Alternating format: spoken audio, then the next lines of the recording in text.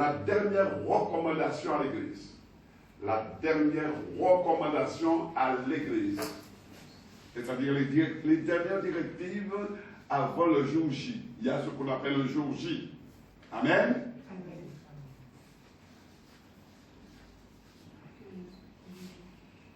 Et l'une des églises qui a été agréable à Dieu, on va la prendre comme modèle, c'est l'église de Philadelphie, où nous allons lire Apocalypse 3, versets 3 à 11. La dernière recommandation à l'église. Chers bien-aimés, ce n'est pas n'importe quelle église, c'est une église qui était agréable à Dieu. Une église que Dieu aimait. Parce que l'Église faisait la volonté de Dieu. L'Église est revenue dans la parole. Alléluia. C'est ce qu'on nous dit. Voilà, tu as gardé ma parole et tu n'as pas renié mon nom. Le Seigneur nous s'adresse à nous aujourd'hui. Comprenez-vous cela? Alléluia. De plus en plus, on fera la guerre à l'Église. Partout. Mais parce que tu as gardé ma parole. Parce que tu n'as pas renié mon nom. Cette église baptisait au nom de Jésus. Cette église persévérait au nom de Jésus. Cette église guérissait au nom de Jésus. Tout se faisait, mes bien-aimés, au nom de Jésus. Jésus est la clé. Jésus, c'est lui qui nous donne la vie. Donc, une église ne peut pas grandir si, mes bien-aimés, l'église n'est pas fondée en Jésus. Amen. Ça, c'est extrêmement important, chers bien-aimés. Et il n'y a de salut en aucun autre. Acte 4:12. C'est le nom qui est important. Faites tout au nom de Jésus. Pourquoi? Nous allons essayer rapidement de comprendre pourquoi il y a de salut. Parce que sans effusion de sang, il n'y a pas de pardon. Et le péché, mes bien-aimés, nous a expulsés de la présence de Dieu. Parce que le Seigneur ne pouvait pas supporter notre rébellion, notre désobéissance. Et à ce moment-là, mes bien-aimés, qu'est-ce qu'il a fait? Dieu, il a envoyé son Fils. Il a créé un homme comme nous, avec son esprit, simplement dans le seul but de faire couler le sang. Amen. Le sang. Amen. Par sa mort sur la croix, le Christ Jésus prend à sa charge tous nos péchés. Le péché qui donne droit à Satan. Parce que s'il n'y a pas de péché, s'il n'y a pas de porte ouverte, Satan ne peut pas rentrer. Et bien souvent, mes bien-aimés, Satan nous détruit, c'est parce qu'il y a une porte ouverte. Et la porte ouverte, c'est mes bien-aimés. Ce n'est pas à l'extérieur, mais c'est en nous-mêmes. Mais nous pouvons fermer. Jésus a payé le prix pour que nous soyons gardés, pour que nous soyons préservés et des attaques du diable. Alors, le sang nous couvre. Vous allez trouver ça dans le livre d'Exode, etc. et tout. Le sang nous couvre, mes bien-aimés. Et si la faute disparaît, le droit de condamnation n'a plus raison d'être. Satan ne peut pas nous attaquer parce qu'il ne trouve pas d'éléments, il ne trouve rien, il ne trouve pas de porte ouverte. Donc, lorsque le Seigneur nous dit, par exemple, allez porter l'évangile, nous pouvons aller sans crainte, puisque Jésus a déjà pris, je dirais, il a déjà pris tout le problème à sa charge. Simplement, c'est l'obéissance qu'il attend de nous. Allez et porter, prêcher l'évangile. Oui. C'est un principe spirituel très important pour le combat spirituel. Envers les personnes, envers les familles, dans une région, dans un pays. Car si Satan agit, mes bien-aimés, dans un espace, c'est forcément qu'il a reçu des droits. C'est pourquoi aujourd'hui, plus que jamais, dernière recommandation, sanctifiez-vous. Changez vraiment votre manière de vivre.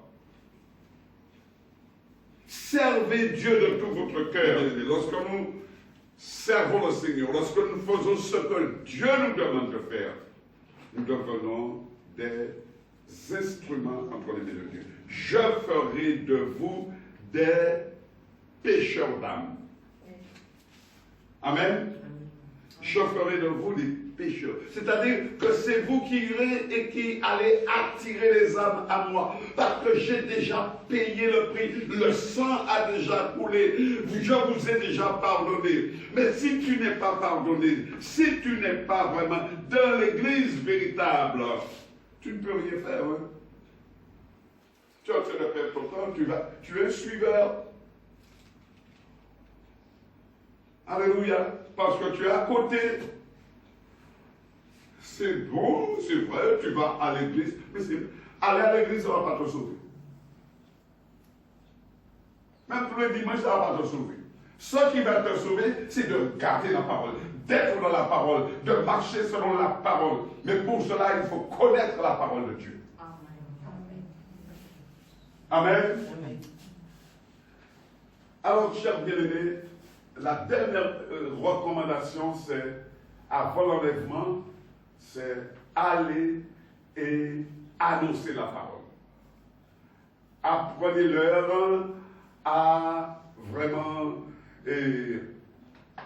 à connaître la parole. Ça se trouve dans le livre de Matthieu, chapitre 28, 19-20, oui. Merci, est-ce que tu peux le lire, s'il te plaît, pour moi? Allez, faites de toutes les nations des disciples, les baptisant au nom du Père, du Fils et du Saint-Esprit, et enseignez-leur à observer tout ce que je vous ai prescrit. C'est un verset clé, parce que de ce verset, il est parlé, et c'est un verset qui trouble, je dirais bien sûr, l'Église. Allez et baptisez-les au nom de Jésus. Non, au nom du Père, du Fils et du Saint-Esprit. Au nom du Père. Le nom du Père, est-ce que vous le connaissez? Le nom du Fils, est-ce que vous connaissez? Et le nom de l'Esprit, est-ce que vous le connaissez? Il n'y a que ce nom, c'est Emmanuel, c'est Jésus. Il n'y en a pas d'autre, cher bien-aimé. Alors, Père, Fils et Saint-Esprit sont des titres. Je suis Père aussi, hein? Vous connaissez mes enfants. Je suis fils, vous ne connaissez pas parce que, mais il y en a parmi vous qui connaissent hein, mes parents. Esprit, quand même, vous voyez quand même que je parle aussi dans l'esprit. Hein? Mon travail de plus en plus se fait au niveau de l'esprit, mais ce n'est pas un nom. Mon nom c'est quoi? C'est Yves, c'est Guadel. Amen. Et on peut trouver ma généalogie. Mes pères, fils et Saint-Esprit, ce sont les titres. Je peux être avocat, je peux être etc. et tout, ce sont les titres. Amen. Donc, baptisez-les au nom. Le nom, mes bien-aimés, est utile, est important. Et c'est pourquoi l'Église de Philadelphie faisait tout au nom de Jésus. Amen. Amen. Alors, allez et faites-les connaître. Libérez mon peuple. Allez prêcher la parole. Allez visiter les malades. Allez sur le terrain. Témoigner de toutes les bénédictions que vous avez reçues en sortant dans le monde. Parce que vous n'êtes pas de ce monde. Vous êtes égarés, c'est vrai. Nous tous, nous nous sommes égarés avant de connaître Jésus. Amen. Mais une fois que nous avons retrouvé ce Père, alors maintenant, le Seigneur nous dit, voilà mes enfants, je vous accueille, car voilà, vous voilà revenus. Vous voilà revenus à moi.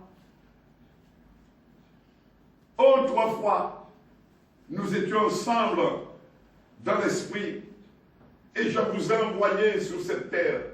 Parce que vous êtes des voyageurs, vous êtes des passagers. Maintenant, nous avons un travail à faire.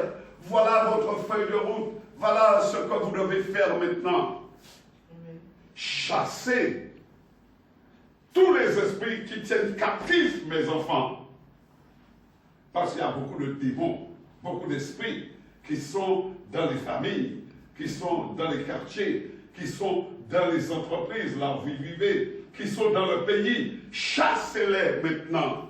Je vous ai donné le pouvoir, dans le livre de Luc, de marcher sur les scorpions et sur toute la puissance de l'ennemi, et rien ne pourra vous nuire.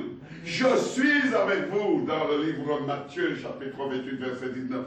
Je suis avec vous tous les jours. Simplement, ne prenez pas de décision sans moi. Consultez-moi, quel que soit ce que vous faites. Consultez-moi, je suis avec vous. C'est moi qui dirige votre vie maintenant. Amen. Chers bien-aimés, quels sont ceux qui aimeraient vraiment, je dirais, obéir à Dieu pour entrer dans cette recommandation, la dernière recommandation, aller et prêcher la parole, aller visiter les malades, aller là où se trouvent les perdus, parce que moi je suis venu sur cette terre uniquement pour sauver. J'ai payé la vie, j'ai déjà tout fait. Maintenant, aller là où je devrais aller. Est-ce qu'il y a parmi vous des gens qui ont ce désir-là? Amen. Amen. Alors, si vous avez ce désir, mes bien-aimés, je disais, bon, rapidement, parce que je ne vais pas vous retenir, rapidement. Ésaïe 60, verset 1 à 4. Ésaïe 60, 1, 4. Lève-toi, sois éclairé, car ta lumière arrive, et la gloire de l'Éternel se lève sur toi. Voici, les ténèbres couvrent la terre et l'obscurité les peuples. Mais sur toi, l'Éternel se lève, sur toi, sa gloire apparaît. Des nations marchent à ta lumière, et des rois à la clarté de tes rayons. Porte tes yeux alentour et regarde. Tous, ils s'assemblent, ils viennent vers toi. Tes fils arrivent de loin et tes filles sont portées sur les bras. Amen. Tout cela, chers bien-aimés, il est parlé de Jésus qui arrive, mais nous avons la nature de Christ en nous. Et lorsque nous recevons toutes ces prophéties, ces paroles vraiment merveilleuses, c'est pour nous aussi, pour ce Christ qui habite en nous. Amen. Donc nous pouvons le prendre, le saisir pour nous. Alors, chers bien-aimés, lève-toi. C'est-à-dire qu'il y a une préparation. Et c'est pourquoi j'ai compris pourquoi le Seigneur m'a détourné. J'ai compris pourquoi. Maintenant, lève-toi. Lève-toi. Tu n'es pas venu pour Gwenel. Tu es venu pour Jésus. Gwenel, il est en train de te préparer. Il est en train de te montrer le chemin. Il est en train de t'accompagner. Mais tu es venu pour faire le travail de Dieu. Amen. Tu dois recevoir l'Esprit. C'est l'Esprit de Dieu qui va te conduire. Nous sommes tous sur cette terre-là, mes bien-aimés, pour faire le travail du Seigneur. Lève-toi. Alors, pour pouvoir se lever, mes bien-aimés, 3 points que je vais juste énumérer simplement. D'abord, pour résister au diable, il faut s'humilier. Humilier. 1 Pierre 5, verset 6 à 9. Soyez sobres, veillez. Votre adversaire, le diable, rôde comme un lion rugissant, cherchant qui il dévorera. Résistez-lui avec une foi ferme, sachant que les mêmes souffrances sont imposées à vos frères dans le monde. Amen. Amen. Donc, mes bien-aimés, il faut une préparation. De toute façon, nous ne pouvons pas aller simplement sur le terrain en néophyte. Il faut être préparé. Il faut avoir des armes. Amen. Et l'une des armes les plus importantes, c'est la prière. Et c'est pourquoi le Seigneur voulait vous encourager, parce que la prière. le temps est venu maintenant pour donner un temps de votre vie au Seigneur.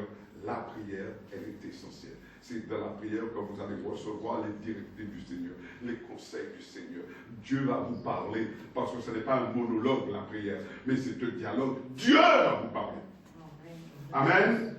Ensuite, deuxième chose, mes bien-aimés, c'est fléchissez le genou. Souvent, nous ne fléchissons pas assez le genou. Il faut fléchir le genou. Quelle que soit votre assemblée, là où vous allez, si le Seigneur, vous avez ce désir vraiment d'adorer le Seigneur, ce désir de vous approcher de lui dans le lieu très saint, alléluia, vous devez apprendre à fléchir le genou. Fléchissez le genou. Alléluia. Le psaume 95, verset 6. Venez, prosternons-nous et humilions-nous, fléchissons le genou devant l'Éternel, notre Créateur. Amen. Amen. Et ensuite, le dernier point, troisième point, il est arrivé.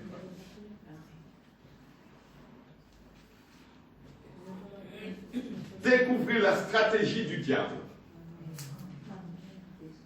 Parce qu'il est fort. Mais Dieu est plus fort.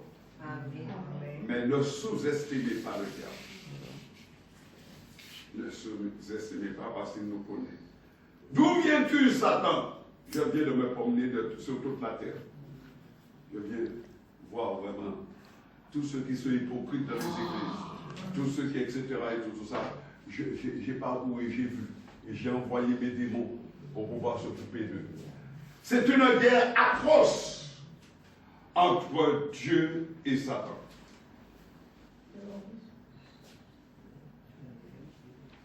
« 2 Corinthiens 2, verset 9 à 11. Car je vous ai écrit aussi dans le but de connaître, en vous mettant à l'épreuve, si vous êtes obéissants en toutes choses. Or, à qui vous pardonnez, je pardonne aussi. Et ce que j'ai pardonné, si j'ai pardonné quelque chose, c'est à cause de vous, en présence de Christ, afin de ne pas laisser à Satan l'avantage sur nous, car nous n'ignorons pas ses desseins. » Amen.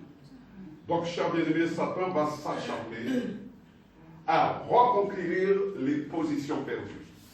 Même si Jésus a le sang a coulé, même si vous êtes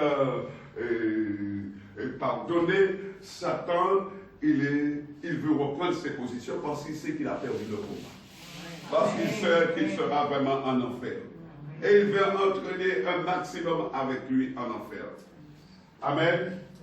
C'est pourquoi, chers bien-aimés, sachez que aujourd'hui, après, si vous n'êtes plus du monde, donc le monde lui appartient, mais l'Église aujourd'hui, son combat se porte surtout sur l'œuvre de Dieu, qu'il veut atteindre à tout prix.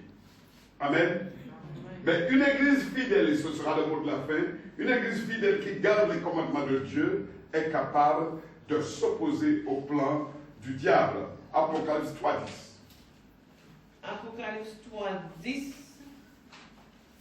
Parce que tu as gardé la parole de la persévérance en moi, je te garderai aussi à l'heure de la tentation qui va venir sur le monde entier pour éprouver les habitants de la terre. Amen. Amen. Nous sentons arriver, mes bien-aimés, je dirais, toute cette puissance pour pouvoir nous détruire l'Église. Nous le sentons. Mais parce que tu as gardé la persévérance en moi, en ma parole, je te garderai de l'épreuve qui va venir sur la terre entière. Amen. Pour éprouver les habitants de la terre. Donc, fortifions-nous par ces paroles et gardons toujours nos yeux fixés sur la parole de Dieu. Amen. Soyez bénis. Que Dieu vous garde.